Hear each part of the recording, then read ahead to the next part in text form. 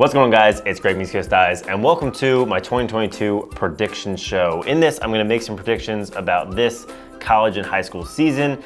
Really, scrimmages are underway, games are happening, I think, next weekend. So the season's here and it's time to get ready. So I'd love for you guys to play along with me. In the comments, leave your predictions for any of these that you want to play along with. At the end of the season, we're going to check back in. So here's how this is going to work. I'm going to predict 12 things about this season. For everyone I get right at that end of season prediction wrap-up show, I'm gonna give away a head, a shaft, or a stick. For everyone I get wrong, I'm gonna let Mike take a shot on me in goal. So I'm putting my money where my mouth is, put some stakes on these games. I don't know a lot, I did a little bit of research, but I think it'll be a lot of fun to do these now, have you guys comment, see what the most popular stuff is, and then wrap it up at the end of the year with some rewards and punishments, some giveaways and shots from me based on how it went. So let's jump right into the predictions. We're gonna start with the ACC champion for this year. That conference is just stacked. I think it's the #1 conference in lacrosse.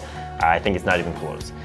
So I think that UNC is gonna win the ACC this year. They've got Chris Gray, best attackman in the country. I just think they have all the firepower to win that conference. Now, that conference doesn't get an automatic bid to the tournament, so it does get a little bit messy. But moving on to the Big Ten, what I think is the second best conference in the country, a little less depth. This one might be a gimme, so you guys might get a giveaway at the end of the season for this one. Big Ten winner is Maryland. You've got Hopkins, you've got Ohio State. Maryland has just proven that they know how to win in that conference. Hopkins did knock them off a couple years ago, but I'm gonna take Maryland as the Big Ten winner. Moving on to my final four, who's gonna be headed up to Connecticut to compete for the trophy. I've got Maryland, UVA, Georgetown, and Duke. So Georgetown, a little bit outside of what you might normally predict, but they're in the top 5 this year. They have a stacked roster and also some huge recruiting classes coming. So watch out for Georgetown the next couple of years. Got Maryland, Big Ten winner. You'll notice UNC, my ACC winner, they don't make it through the tournament to the Final Four, in my opinion. UVA is gonna repeat being there at the show, and then Duke makes it to the Final Four this year. So Maryland, UVA, Georgetown, Duke. Now for the NCAA Championship game, my matchup I'm predicting is Maryland versus Duke, an absolute classic Big Ten ACC matchup. I think Maryland has proven they're gonna be there on Memorial Day, and Duke makes it back. Out of this game, I think Duke wins the national championship. Tons of firepower. I think it's time for them to return back to that national championship team like they were in the era of Miles Jones, Deemer class in that, what was that, Pat, like 2018, 2017 era. I think they make it back. The women's national champion, I'm gonna predict to be Boston College. Repeat, Charlotte North on fire. That's my prediction for the women's national championship. I know a lot less about that, so, who knows. Tour time winners on the men's side. Taking Chris Gray, like I said, I think he's the best attackman in the country. I think he'll lead Division I in points per game.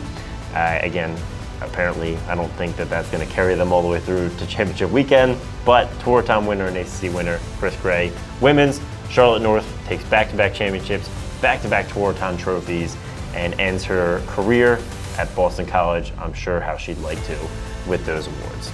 Last two, the Division III championship. I love Division III, I played Division III. I try and cover games in Division III, so I think it's just a lot of fun. And the winner here I have as Tufts. After having 2020 and 2021 be slightly weird seasons for them, they didn't have a season in 2020. I think they only played like 5 games in 2021.